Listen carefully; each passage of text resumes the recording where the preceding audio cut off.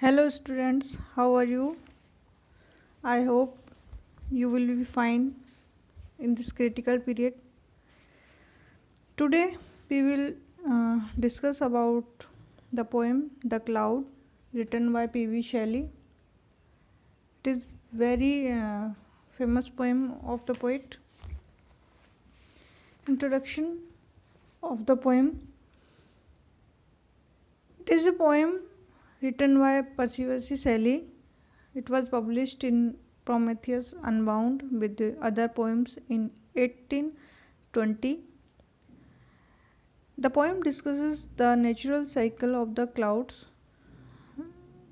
It is, it is used to describe nature and cycles of the change and rebirth.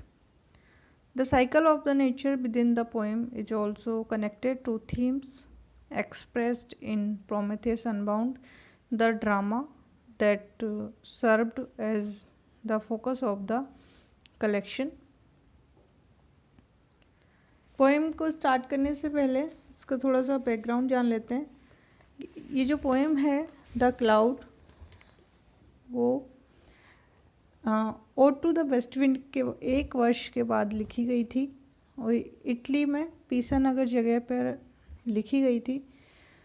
जो इनकी wife है Mary शेली, उनके अनुसार जब उनका पति टेम्स रिवर में बोट में बैठकर जा रहा था तब उन्होंने स्काई में क्लाउड्स देखे और उन क्लाउड्स को देख करके वो बहुत ज़्यादा अट्रैक्टिव हुए और तभी उनके माइंड में ये जो पोएम है लिखने का विचार आया और उन्होंने ये पोएम लिखी. चलिए पोएम को स्टार्ट करते हैं. I bring fresh flowers for the thirsting flowers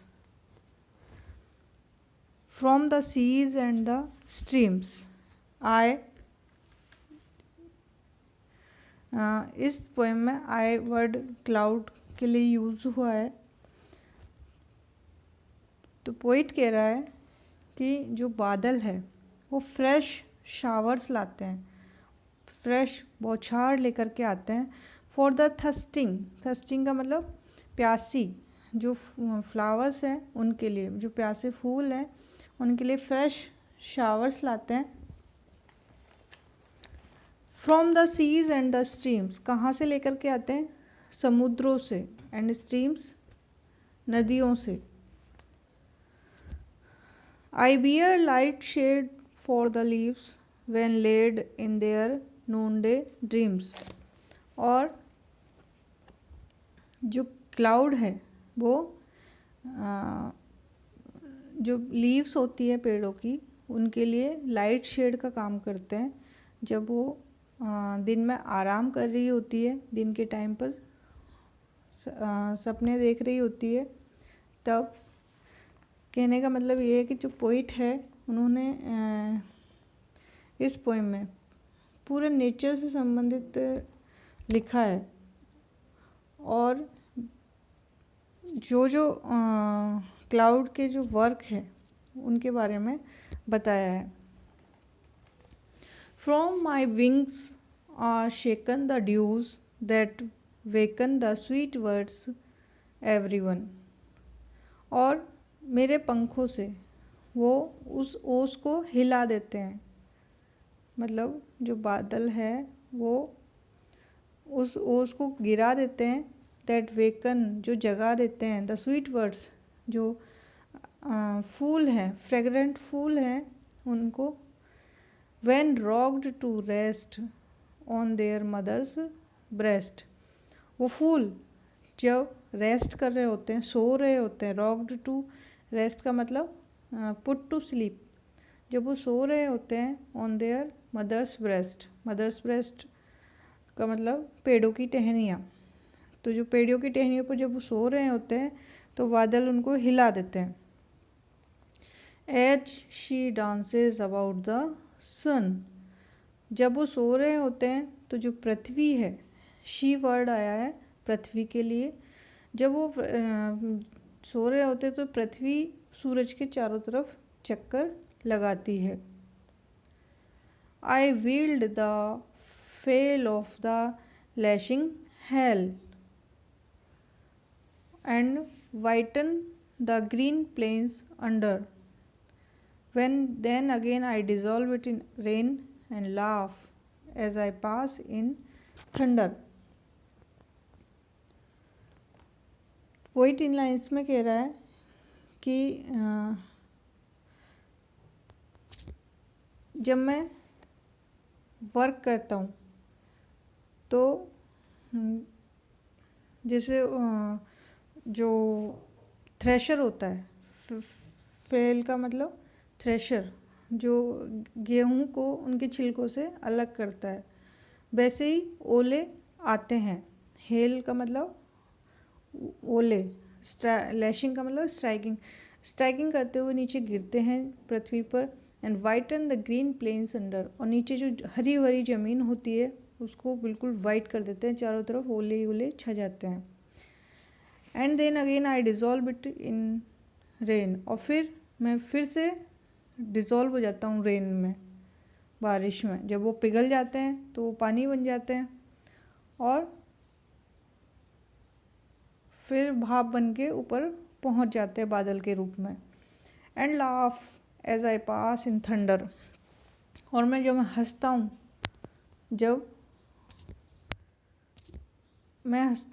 जब मैं थंडर, जो बिजली है उसके पास से होकर के मैं गुजरता हूँ। कहने का मतलब ये है कि बादलों में जो ओले हैं उन ओलों का पत्थरों की तरह प्रयोग करने की शक्ति होती है। वो फसलों पर पूरी शक्ति से इस प्रकार से गिरते हैं जैसे जो थ्रेशर है वो भूसे, अनाज के दाने अलग करता है भूसे से, और वो ओले जब गिरते हैं ज़मीन पर तो जो मैदान जो हरे भरे रहते हैं, खेत वृक्ष पौधों से भरे रहते हैं, उनको ढक लेते हैं और पूरी तरह वो वाइट दिखाई देता है। I shift the snow on the mountains below, और मैं गिराता हूँ, ओले गिराता हूँ, बर्फ़ गिराता हूँ पर्वतों से नीचे। And their great pines groan aghast, और जब मैं उनके ऊपर मतलब पर्वतों पर और उनके आसपास बर्फ़ गिराता हूँ तो जो पाइन के पेड़ हैं तो डर से, अगास्ट का मतलब फियर, डर, ग्रोन का मतलब दर्द में कराह उठना, तो वो जो बड़े बड़े पाइन के पेड़ हैं वो दर्द में कराह उठते हैं। And all the nights it is my plough white while I sleep in the arms of the blast, और जितनी देर तक आंधी चलती रहती है तो जोर की बारिश, जब तक आंधी चलती, जब तक बारिश नहीं होती तो जो बादल है वो आंधी की गोद में सोते रहते हैं।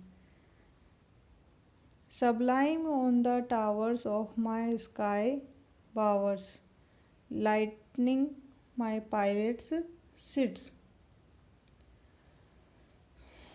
तो जो आंधी चलती रहती है तो जो वाइट बर्फ है वो बादल के लिए तकिए का काम करते हैं।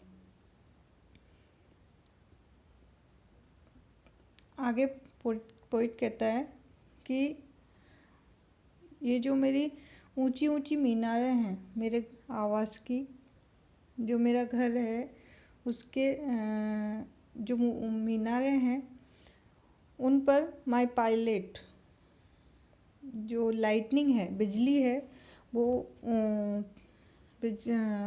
जो पायलट है वो बैठता है, और उसके नीचे in a cavern under it's fettered the thunder struggles and howls at fits, और उसके नीचे जो गहरे घने गुफा के समान जो बादल हैं वो थंडर करते हैं, गरजते हैं, एक के बाद एक, फेटर्ड मतलब सीरीज में एक के बाद एक। It struggles and howls at fits का मतलब बीच बीच में, थोड़ी थोड़ी देर के बाद। और ये बादल स्ट्रगल करते हैं और तेज आवाज़ करते हैं।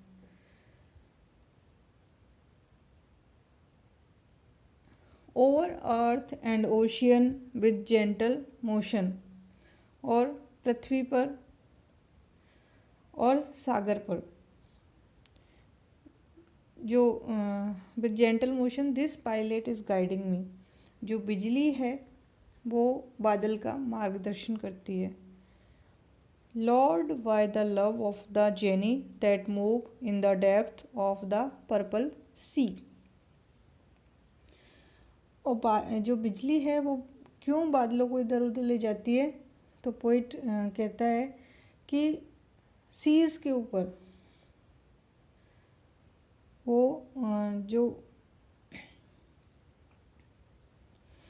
सीज में कुछ आत्माएं रहती हैं, उनके साथ वो प्रेम करती है और उनसे आकर्षित होकर के इधर उधर भटकती रहती है।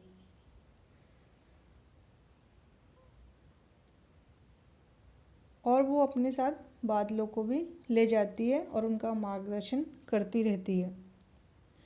ओवर द रिल्स, छोटी नदियों के ऊपर, क्रैक्स, चट्टानों के ऊपर, हिल्स, पहाड़ियों पर, ओवर द लेक्स, झीलों के ऊपर, एंड द प्लेन्स, मैदानों के ऊपर, वेयर एवर ही ड्रीम्स, जहाँ तक वो सपने देखता है,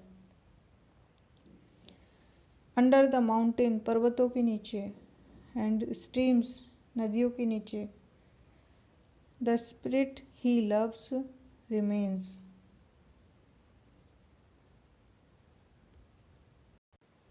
और आत्मा जिससे वो प्यार करता है वो वहाँ रहती है, वहाँ वहाँ वो भटकता रहता है। And all the while bask in heaven's blue smile, और मैं तब तक उसके साथ जो भटकते हुए बादल है, वो जो स्काई की स्माइल है, जो स्काई की स्माइल का मतलब जो धूप है उसका आनंद लेता रहता है। Whilst he is dissolving in rains, और वो धूप में जो आइस है वो पिघलती रहती है और फिर वो बारिश, जो जैसे धूप तेज होती है आइस पानी बन जाता है और पानी भाप बन करके फिर से बादल के रूप में चला जाता है।